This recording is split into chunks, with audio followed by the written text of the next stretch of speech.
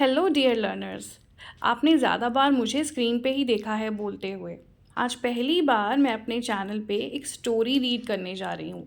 अक्सर मैंने अपनी वीडियोस में कहा है कि अगर आपको इंग्लिश सीखनी है और इम्प्रूव करनी है, रीडिंग उसमें से सबसे अच्छा तरीका है।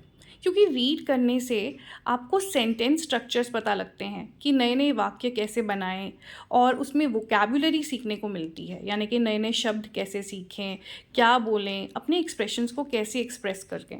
तो ओवरऑल रीड करने से आपकी स्पीकिंग स्किल्स बहुत अच्छी होती हैं।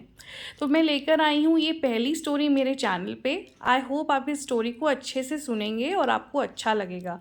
और अगर ये आपको अच्छा लगे तो आप इसे दूसरों के साथ ज़रूर शेयर करें। तो चलिए शुरू करते हैं ये story, the villager and spectacles. The villager, villager मतलब वो व्यक्ति जो गांव में रहता है, विलेजर। स्पेक्टिकल्स यानी कि चश्मा। अब यहाँ पर ना कुछ स्टूडेंट्स को डाउट होता है, वो क्या पूछते हैं कि मैम स्पेक्टिकल्स चश्मा तो एक ही है, सिंगुलर है, तो इसके साथ हमने ईएस क्यों लगाया। देखिए स्पेक्टिकल्स नाउन है, तो नाउन्स सिंगुलर भी होते हैं और प्लूरल भी होते हैं। हालांकि ये सिंगुलर नाउन ही है, लेकिन इसके साथ हम ईएस ही लगाएंगे। कुछ नाउन्स ऐसी शेप लेते हैं, तो स्पेक्टिकल्स भी वही वर्ड है। स्पेक्टिकल्स के जैसे ही कुछ वर्ड्स हैं, सिजर्स यानी कि कैंची, ट्राउज़र्स, तो ये सब हमारे नाउन्स हैं जो कि प्लूरल शेप लेते हैं। तो चलिए शुरू करते हैं अपनी स्टोरी से। देयर वॉज अ विलेजर, एक बार एक गांव का व्यक्ति था। ही वॉज इलिटरेट, इलिटरेट माने अनपढ़, वो अनपढ़ था। He did not know how to read and write, उसे नहीं पता था कि कैसे पढ़ा जाता है और लिखा जाता है। देखो ही did not no, did not मतलब नहीं, ही मतलब उसे, नो मतलब पता होना। उसे नहीं पता था how to read and write, कि कैसे पढ़ा जाता है और लिखा जाता है। He often saw people wearing spectacles for reading books or papers. Often का मतलब है अक्सर या ज़्यादातर। सॉ मतलब देखना। अब आप यहाँ पे नोटिस करिए, जैसे पहले सेंटेंसेस में भी वॉज लगा है, फिर डिड नॉट लगा है, तो बेसिकली ये पास्ट टेंस यूज़ हो रहा है, सिंपल पास्ट टेंस। तो यहाँ पर सॉ ये है सेकेंड फॉर्म ऑफ सी। देखिए नीचे टेक्स्ट लिखा हुआ भी आ रहा है, आप उसे पढ़ते रहिएगा। ही ऑफन सॉ पीपल वेयरिंग, पहने हुए, स्पेक्टिकल्स चश्मा, फॉर रीडिंग बुक्स, किताबें पढ़ने के लिए, और पेपर्स, तो वो अक्सर लोगों को चश्मा पहन के किताबें पढ़ते हुए देखता। ही थॉट, थॉट मतलब उसने सोचा। अब यहाँ थॉट भी वर्ब सेकेंड फॉर्म है थिंक का। उसने सोचा, if I have spectacles I can also read like these people. उसने क्या सोचा कि अगर मेरे पास भी चश्मा होगा तो मैं भी इन लोगों की तरह पढ़ पाऊँगा। I must go to a town and buy a pair of spectacles for me. मुझे अभी के अभी शहर जाना चाहिए और अपने लिए चश्मे की जोड़ी खरीद लेनी चाहिए। मस्ट मतलब जो करना ही चाहिए, उसके लिए हम यूज़ करते हैं must. To a town, town का मतलब भी शहर ही होता है। वैसे तो सिटी को भी शहर बोलते हैं, लेकिन टाउन को भी शहर बोलते हैं, लेकिन ये छोटा शहर आ जाता है। आगे देखते हैं। So one day he went to a town. So one day तो एक दिन, ही वेंट, वेंट मतलब जाना, वेंट भी गो की सेकेंड फॉर्म है, तो एक दिन वो शहर गया। He entered a spectacles shop, जहाँ पर चश्मा मिलता है वो उस दुकान में गया। He asked the shopkeeper for a pair of spectacles for reading. Asked मतलब पूछना, यानी कि यहाँ पे इसका मतलब ये है कि उसने मांगा। किस चीज़ के लिए मांगा? अ पेयर ऑफ स्पेक्टिकल्स, चश्मे की जोड़ी के लिए। किस लिए? फॉर रीडिंग, पढ़ने के लिए। उसने दुकानदार से एक चश्मे की जोड़ी मांगी ताकि वो भी पढ़ पाए, पढ़ने के लिए, for reading. The shopkeeper gave him various pairs of spectacles and a book. दुकानदार ने उसे कई चश्मों की जोड़ी दी और एक किताब भी। The villager tried all the spectacles one by one. गांव के व्यक्ति ने सभी चश्मों को एक एक करके पहनकर देखा। वन बाय वन मतलब एक एक करके। ट्राइड ये है सेकेंड फॉर्म ऑफ ट्राई, तो उसे पहनकर देखा। But he could not read anything, लेकिन वो कुछ नहीं पढ़ पाया। अब आप यहाँ पर देखिए कुड लिखा है।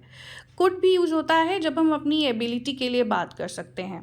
कुड कैन का वर्ब सेकंड फॉर्म है और यहाँ पर इसका मतलब ये है कि ना कर पाना, वो पढ़ नहीं पाया। He told the shopkeeper that all those spectacles were useless for him. उसने दुकानदार से कहा कि ये सारे चश्मे उसके लिए बेकार हैं। यूजलेस मतलब जो बेकार हैं, जिसका कोई इस्तेमाल ना किया जा सके। The shopkeeper gave him a doubtful look. दुकानदार ने उसे शक भरी नज़र से देखा। डाउटफुल मतलब शक भरी, लुक मतलब नज़र। Then he looked at the book. फिर उसने किताब की तरफ देखा। It was upside down. यहाँ पर जो इट है हम किताब के लिए यूज़ कर रहे हैं। किताब उल्टी पड़ी थी। अपसाइड डाउन मतलब उल्टा। The shopkeeper said, perhaps you don't know how to read. दुकानदार ने कहा, शायद आपको ही पढ़ना नहीं आता। परहैप्स मतलब शायद। The villager said, no I don't. तो गांव के व्यक्ति ने कहा, नहीं, मुझे नहीं पढ़ना आता।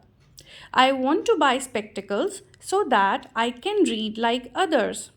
वॉन्ट का मतलब है चाहना, बाय का मतलब है खरीदना। तो मैं इसी सेंटेंस को फिर पढ़ रही हूँ। I want two by spectacles, मैं ये चश्मा खरीदना चाहता हूँ। सो दैट मतलब ताकि I can read like others, मैं दूसरों की तरह पढ़ पाऊँ। लाइक अदर्स मतलब दूसरों की तरह। But I can't read with any of these spectacles, लेकिन मैं इनमें से किसी चश्मे के साथ भी पढ़ नहीं पा रहा। बट का मतलब लेकिन, आई कांट मतलब ना कर सकना, मैं नहीं कर पा रहा। Read with any of these spectacles, any of these मतलब इसमें से किसी चश्मे से भी नहीं मैं पढ़ पा रहा। Any of these. The shopkeeper suppressed his laughter with great difficulty when he learned the real difficulty of his illiterate customer. अब देखिए, अगर आप देखेंगे ये सेंटेंस बहुत बड़ा है और कई लर्नर्स को इतने बड़े सेंटेंसेस बनाने नहीं आते और उनको समझ भी नहीं आते। तो मैं हमेशा ये बोलती हूँ कि अब जो वाक्य है ना, आप उनको ब्रेक करो, उनको तोड़ के फिर समझो। तो हम इसे कैसे समझेंगे? तो shopkeeper suppressed his laughter, laughter का मतलब है हंसी, सप्रेस्ड मतलब उसे दबाना।